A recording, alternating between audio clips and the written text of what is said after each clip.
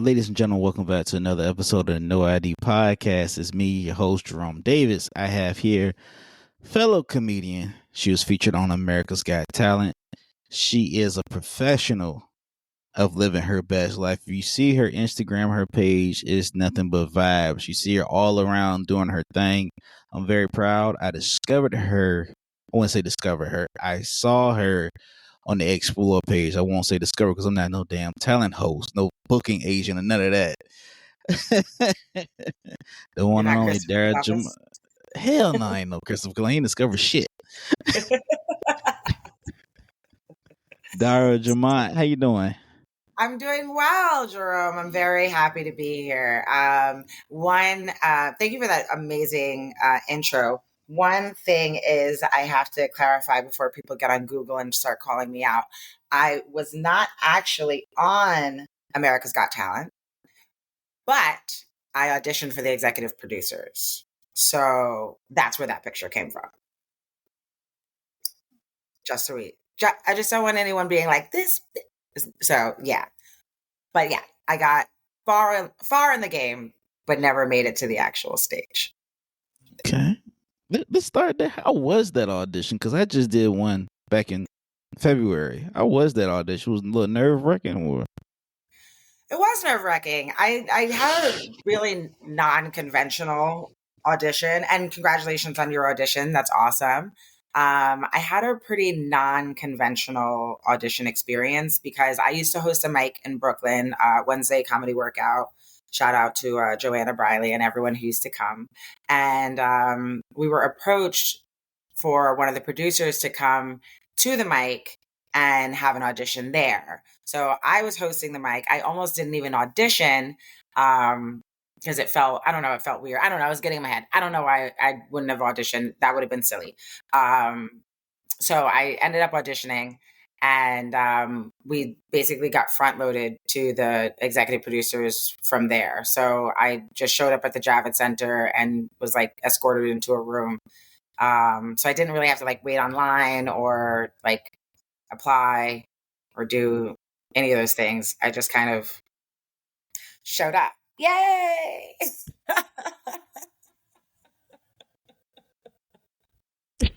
Sounds incredibly unfair to say out loud, but it's what happened.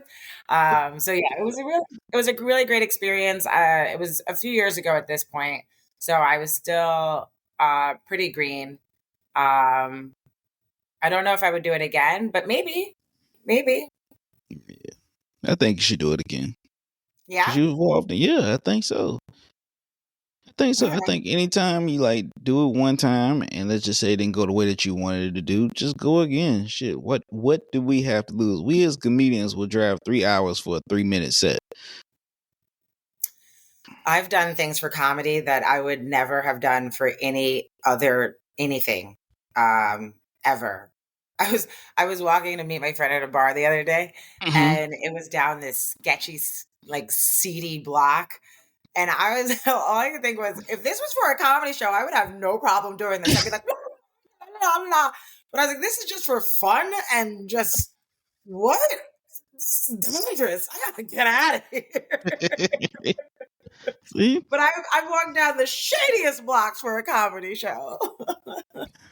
I walked through the shadiest blocks, performing the raggediest of buildings. We all know how that shit starts, man. Exactly. I've gotten off the subway and I've looked at the street sign and I'm like, these are addresses I've only heard in rap songs. 1, 2, 31 planes. I'm like, here we are for a comedy show. Let's do it. Damn, what's the raggediest or like most sketch place you've ever performed at? I'm gonna say recently. Recently, I can't remember any like recently, but during pandemic there was this place which they've cleaned it up. They're inside now, but anyone who performs in New York and if they performed in pandemic might remember when Tiny Cupboard in Brooklyn first started. It was on the rooftop. and you had to climb several stairs, one including one where it felt like you were at any moment going to fall off and fall to your death. And then they, the roof started like sinking. So they would like barrier it off because there were all these soft spots in the roof that it like may or may not have been great to step on. There was also no guardrail around the roof. So and people would drink up there all the time. The fact that no one died is like, I don't know how that happened, but there are people who would not come back because they were like, I'm not climbing those stairs. So that they're now like, it's a whole club inside. It's beautiful. They've done all these renovations and stuff. But when it first started, we were risking our life for comedy, both with COVID and with our dexterity in climbing stairs. We were taking gambles. So yeah, I can't remember any raggedy places recently. Thank God. You've elevated your life. I've elevated. Never mind the sirens. I've elevated. It's like, you on a raggedy block right now. So yeah, they ain't have no ceilings. Meanwhile, you got sirens going on in the background the whole time. Exactly. Yeah. How long have you been in the comedy game, and what made you, or who made you jump into it? So I started in 2014. I started September 2014 was my first show. And how I started was I went on a date with a guy, and it was May 19th. I love this story so much. It was May 19th, Malcolm X's birthday. And I remember this because on our first date, he takes me to the Shabazz Center in Harlem for a celebration of Malcolm X's life. Now, next to me on our first date, my date was over here, but over here was my date's grandmother. And next to my date's grandmother were all four of Malcolm X's daughters when they were all still alive. So I only give you the context of this so that you can understand how I was so upset later. He then later took me to his job. So again, I'm still on my P's and Q's. I'm on my best behavior because we just came from grandmama. Now we're in front of the coworkers. Like, I'm trying to be good, you know? So we're passing a comedy club, which is actually one of my home clubs now, Grizzly Pear on McDougal. And he had been listening, and he said, I got a surprise for you. I'm like, okay. And he said, we're going to go to, he said, once we turned up to McDougal, I knew we were going to Mamoun's, which is like one of my favorite places in New York, cheap falafel, real delicious. Staple in New York City. So we're passing the pair, someone's selling tickets outside. And I said, we're going to get food. He said, well, you can bring the food back. And then I jokingly said, well, if we come back, I'm getting on stage. And my date looks at the guy and says, no, she's not. She's not funny.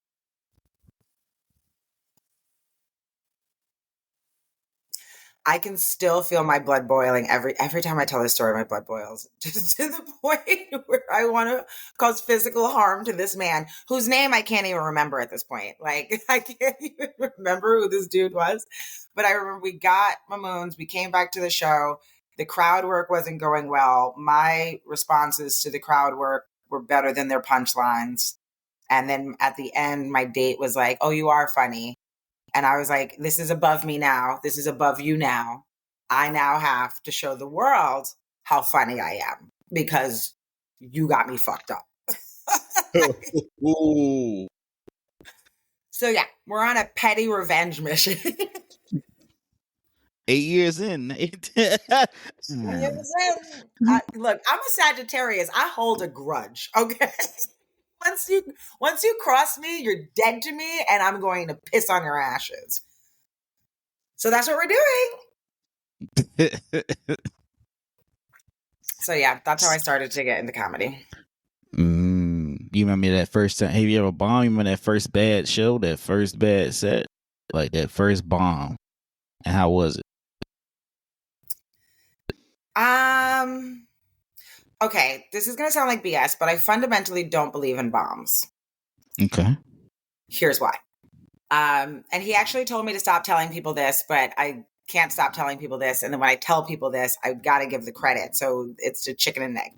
I was having a conversation with Tony Woods one day, and he was like, we had both done Mingles, and Mingles is a particularly hard show. I had been warned. So that was technically a bomb. Like it was like performing for old Caribbean people. Like it was like being at my family reunion and nobody cared. And it was really hard because the championship game was playing behind us, the NBA championship. It was like it was like LeBron and Curry. So this was a few years ago too. And I come back in after my not great set, and he's like basically watching the game with them. Like he's just handling it so well. And when he got off stage, we're having a conversation, and he's like, there's a difference between winners and champions. Winners lose, champions learn.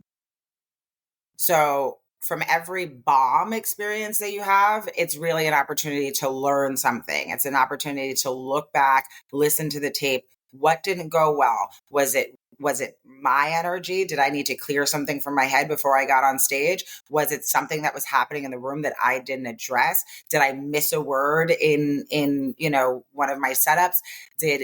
What happened? It's a way to be inquisitive about what it is that you're doing and how people are receiving it, rather than just be like, oh, that didn't go well, and like want to shoot yourself. So ever since he said that kind of like shifted my perspective on how I think about not doing well on stage.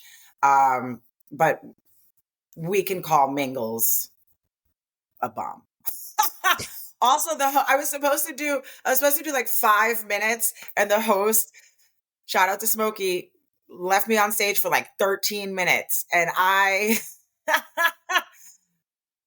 didn't know that was going to happen. And it was like 8 years ago. So I was mentally prepared for 5. And here we are 13 minutes later. I'm just trying to entertain these old Caribbean people. I just felt like it was like my grandpa just looking at me, just like not happy to be there. Very, very upset at me for interrupting his sports watching. Yeah, we got a room. We have a room like that here in Virginia, and it's the same way. It's like a Caribbean, Jamaican type spot. The TVs are blaring up, and everybody that goes in and be like, "Man, I did not bomb. I did not bomb." I was like, "I don't know if you was at the same show I was at, but we all bombed." And I remember, like, I only went there 2 times, but it was this one guy that was going there. He went there like 3 weeks in a row, and his uncle would bring him there. Let me tell you something. That 3rd time, Buddy retired from comedy. It was just so fucking tough to get over in there. Like Kevin Hart, Mike Epps, Zanae Josh could have came out there and did their best work. They did not give 2 fucks what we said up in there. Like I was like, yo, this is rough. And that was like what, like a year and a half ago. And I was like, damn. But I was like, damn, I bombed. It was like, bro, you didn't bomb. Everybody in here bombed. It didn't matter. Yeah. But you hear folks come, you killed that shit. I'm like, bro, I don't know what room you was in, but you bombed. Yeah, no. And I don't believe in that Delulu behavior either, where it's like, where someone's like, I did great. I was like, what? No. But I do find solace when every single person gets off stage and they're like, damn, because then I know it's not just me that they didn't like. And because I host a lot, sometimes it's really hard for me to gauge what's happening, like maybe they just don't like me. But by the 3rd comic, if they're not into the vibes, I'm like, okay, well, good. It's all of us. It's all of us that they don't like. I also, whenever I feel, because I never like to blame the audience, and sometimes it is just the vibe of the audience. Sometimes it's hard. And I think coming out of pandemic, I think a lot of people have watched so much comedy at home that they don't understand the energetic reciprocal experience that a comedy show is. If you give us energy, we're going to give you energy. Now, thinking that when audiences aren't giving me energy, I almost go into like a hyperactive child mode. Like I double down on the energy. I'm going to be all up in your face. I'm almost going to force you and drag that smile at least out of you because I'm not paying to be here. Okay. I am getting paid to be here. I don't know what you left your house for, but you're here for a good time. So either get on board or watch this manic behavior. I'm making everybody uncomfortable. How about that? Bruh, I've been in some rooms where comedians had gone on the stage and told inside jokes. They be like, man, the fucking crowd didn't get us. Like, nah, bruh, I don't think. Like, they didn't get it. They don't know comedy. I know what I'm doing. I'm like, bro, you're upstairs. You're on the stage telling inside jokes. You wrecked the crowd. Now I won't blame the crowd personally. I be like, man, it could be the person in front of me. It could have been the host. I think one time a fight broke out, and another time I had a chicken bone thrown at me and a dinner Not a roll. chicken bone. Yeah, Sorry. this is like, oh damn, bro. Wait, why are you the second comedian to tell me that they had a chicken bone thrown at them? I don't know he did it on purpose or nothing, but I'm 5'4". I can't, you know what I mean? I don't have no dog in the fight. And my voice is not as deep. So like I saw the chicken bone come at my feet. I'm like, who the fuck threw it? It didn't work. And a dinner roll came at me another time. And then I don't know. They cut the lights off on me. I've had lights cut off on me. I had the music played on me. This is early in my career. I took a month off from comedy. And I say, I'm gonna start a podcast. And here we are. Here we are. And I'm like, oh fuck. But nah, man. Nah. I don't know. Funny. I haven't had a chicken bone thrown at me. I have had a fight start during my set, and I have had the lights turned off on me, which was wild because it was actually in Virginia. I was doing 20 minutes in Virginia, and I was really excited. It was one of my first road trips. It was right before a pandemic. And I think we were in like West Virginia too. And yeah. Yeah. So about 6, maybe 7 minutes into my 20 minutes, the lights just go out. And like I've been a dancer all my life, and one thing that is instilled in me is the show goes on. Like I've danced with no music. When the music cut out, you got to work with it. So I'm like, I can't leave the stage just because I'm in the dark. So I did about 13 minutes in the dark, in a dark room with like 300 white people. And my head, I'm like, in my head the whole time, I'm like, is this an accident? Or are they doing this to mess with me because I'm Black? Like, I did not know. And that's just what was cycling in the back of my head. And of course, I had to say some like real crazy things like, oh, okay, well, I know you can't see me, but just follow the teeth. In hindsight, I'm like, it feels a little coonery and buffoonery. But I had to say something so that we could all get on board with the fact that I am in the dark and I'm doing this anyway. And then the guy who was running the lights, he was really apologetic. He bought me a drink, but I don't know. I feel like, I don't know. I still to this day don't know if they did that on purpose or not. You in West Virginia. I went with it. You in West Virginia. They say NAACP with the hard R up there. I do not go out that bitch. I don't go nowhere where my cell phone service says not accepted. That means my Black ass is not going to accept it at all. Yeah. No, yeah. I've had some good experiences in West Virginia though. But I go there sparingly. If they weren't paying me, I would not be in West Virginia. So you ain't been to my part of Virginia, so we good. What's your part of Virginia? I'm in the regular Virginia where it's actually Black people that's allowed to a certain extent. Where are you in, like Petersburg? Nah, oh hell nah. Petersburg, nah, they not allowed there. But I am in Chesapeake, Virginia. Oh, okay, yeah. Yeah. I've been a few places in Virginia. Yeah, it's It's okay. The comedy scene here is fucking weird, but it is what it is. Speaking of road trips, how is comedy on the road? Being a road comic, a traveling comic, how is that life? Is it interesting? I know you get different vibes and stuff like that. Yeah, it's different vibes. I want to do more of it. I haven't done as much road comedy as I would like to. I've done Virginia, I've done Boston. I've even done it in like London and Barcelona. Mm-hmm. But I find the road life to be it's interesting and also a little lonely.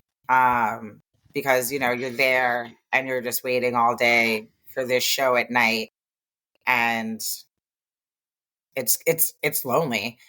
But also I like adventures, and I like meeting people, and I like going to different spaces. And like I just did a show in Atlantic City a few weeks ago, and there were these people from Pine something, New Jersey. I can't remember what it was, and I'm from New Jersey, and I had no clue what they were talking about. Um, and there was like these people from Pine, whatever, New Jersey, looked like they had never even met a black person. Like there's no black people there after the sun goes down ever. Look, they were getting real sundown, sundown vibes. Um, but what was so great is that when I got on stage, one of the guys, like trucker hat, beard down to here, came over and pat my shoulder. He was like, "You were so great." So there's something I think really magical. And even that same thing happened when I performed in West Virginia. Like I was walking around the casino after, and I was having all these conversations with people who I wouldn't be able to interact with if I didn't do comedy. Like if we were just two people in Walmart, we wouldn't talk to each other. I mean, I probably wouldn't be in their town if someone wasn't paying me to begin with. But to be able to have that bond and to be able to get past the perception of what each other is thinking about the other, and unify over jokes that I made. I feel like it's tremendously gratifying. Yeah, I get it.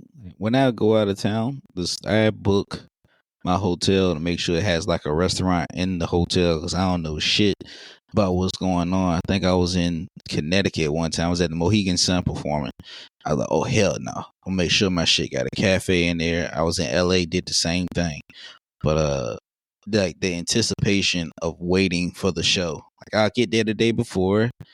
I'm like, I'm gonna get there the day before, get myself together, but the anticipation for waiting for the show, like you're trying to clear your head, like I don't want to go out here and waste time and whatever other money I invested to essentially bomb.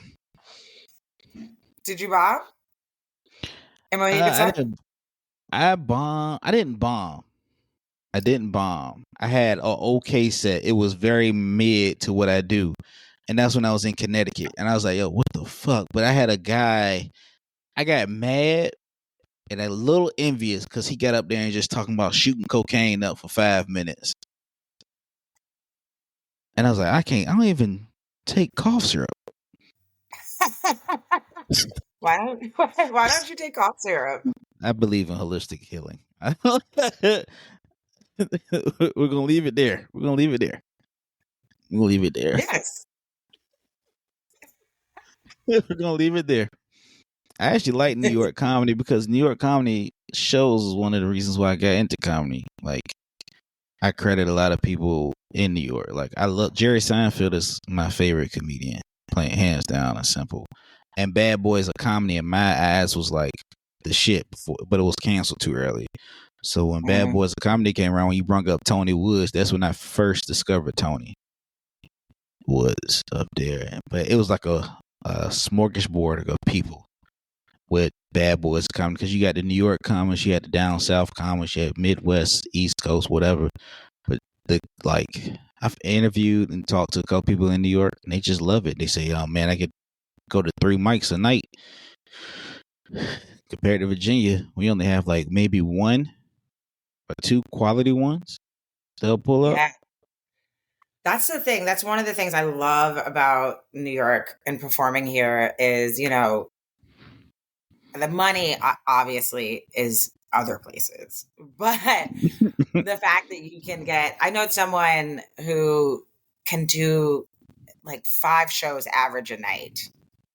I think I can't remember who has the top, like who's done the most and how many that was. Um, but there's a comic, Jared Waters, and his nickname is Turbo because he can go to so many shows in one night. And then, you know, I talk to people who perform other places and they're like, yeah, well, you know, maybe it's like if we get 3 shows a week, it's good, you know, and they're so far away from each other that you can't get from one to the other, you know. Like I had to leave a show the other day. I was hosting 2 shows back to back, and they were about a half an hour away from each other. So I told the last comedian, I was like, "You're gonna have to end this show. I'm really sorry, but I'm not giving up this other money." So I got on a train. I was there in like 20 minutes. I was there 15 minutes early, ready to go. Like, let's do it. And I don't know how many other cities I'd be able to do that in. And when I was in Boston, I was able to do a few shows a night, but primarily because 2 of them were in the same location. But I was able to take the T and get to the other one. It was not as easy, though, as it is in New York, you know? Yeah, no. Ours is like you'll get one, it'll start off good, and then it just turns into a fucking fiasco. So I'll step away from that. It was a point even after the lockdown, I was still doing virtual mics, and that's no crowd, no real host. But the best thing about it, I could do like 4 mics without having to put my pants on. I just sit right here in the living room. So good. So good. Just sit down comedy. I would just put on a lip. Did I shower? Maybe. Maybe. Maybe. You can't smell me through this screen, so it doesn't matter.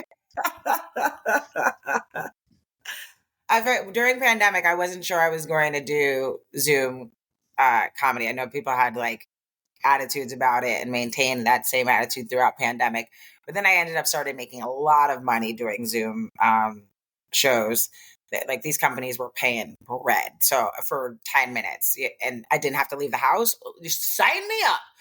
But the first show that I did, which kind of broke any thought I had about whether or not I was going to do Zoom comedy or not, my friend Beth Maria was doing, who's also a comic, was doing a fundraiser to help get 3D mask covers made for medical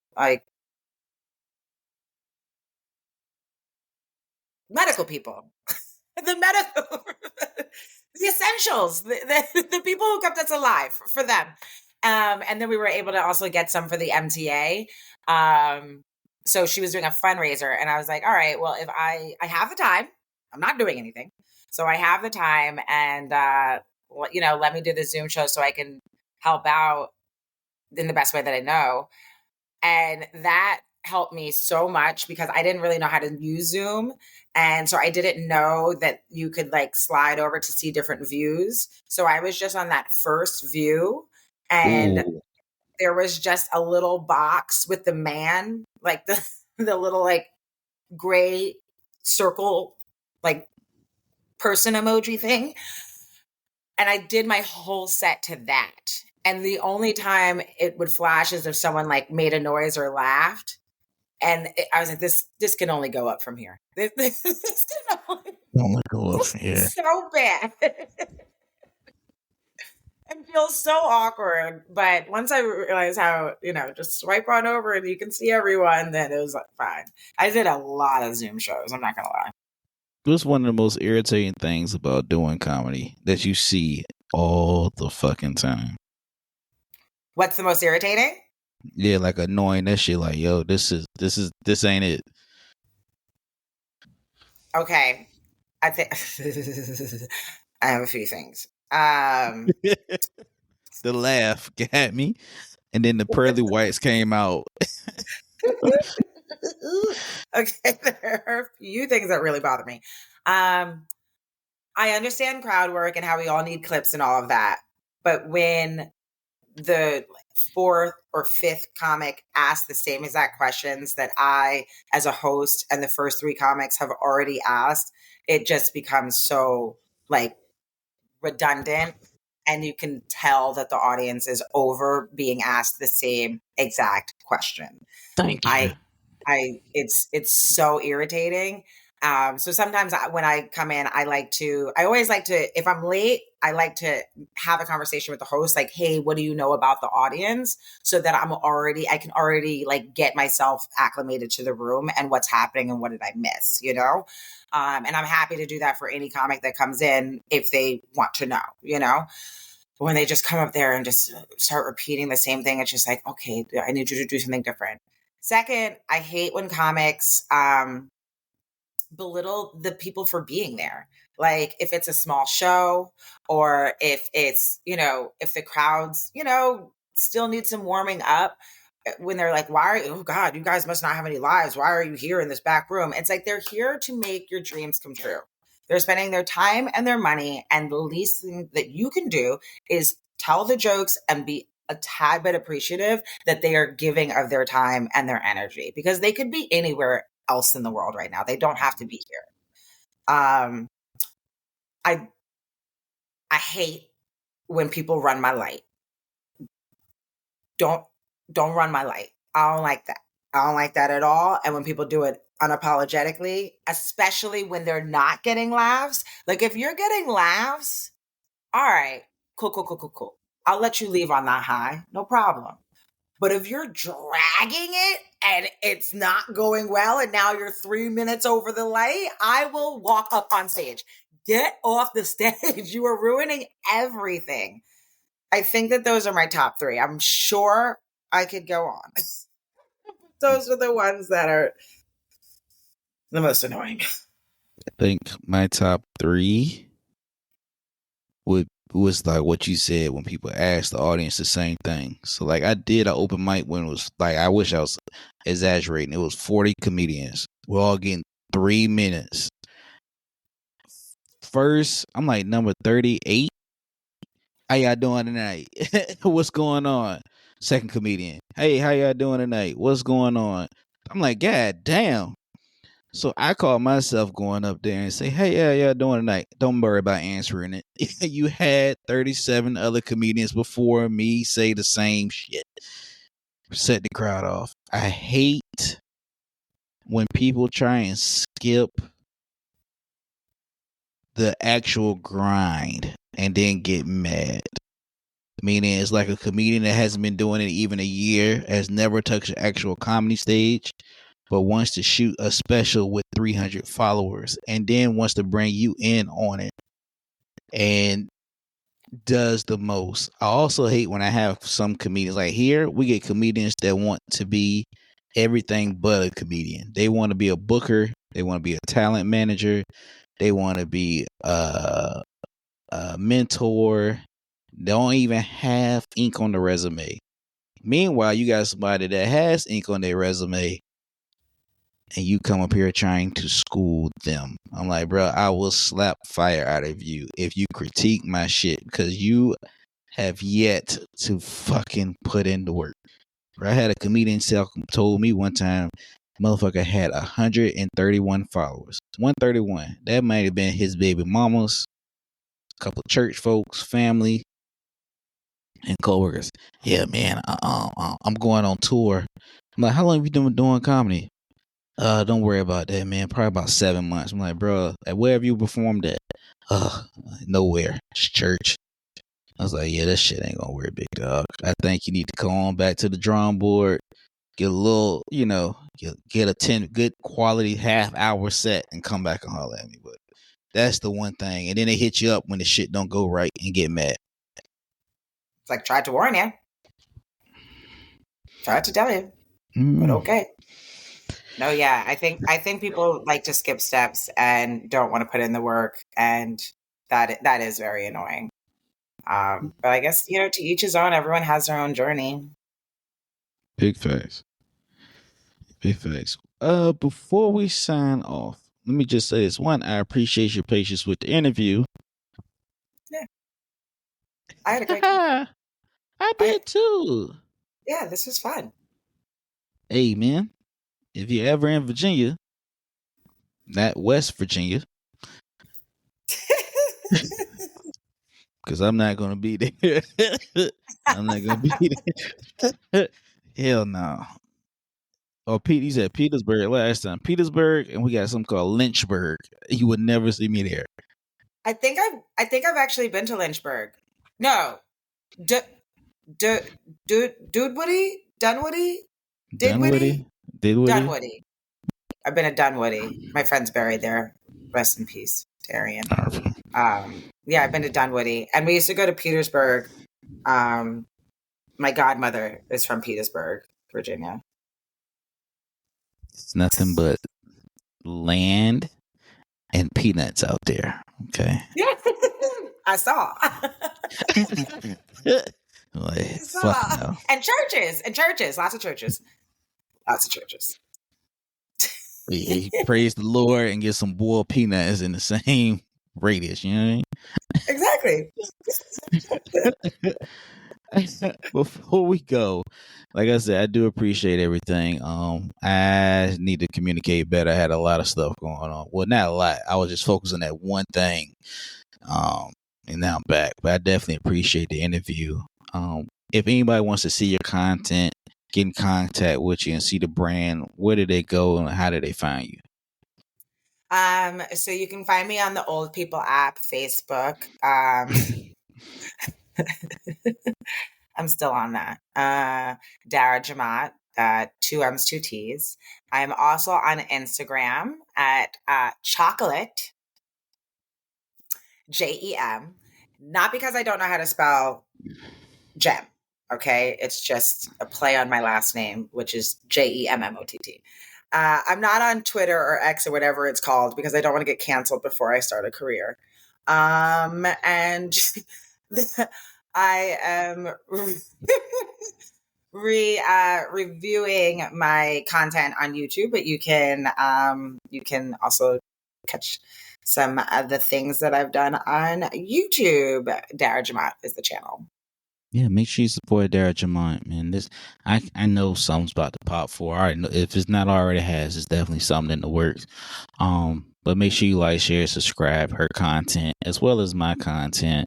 We're gonna put the links down below in the description.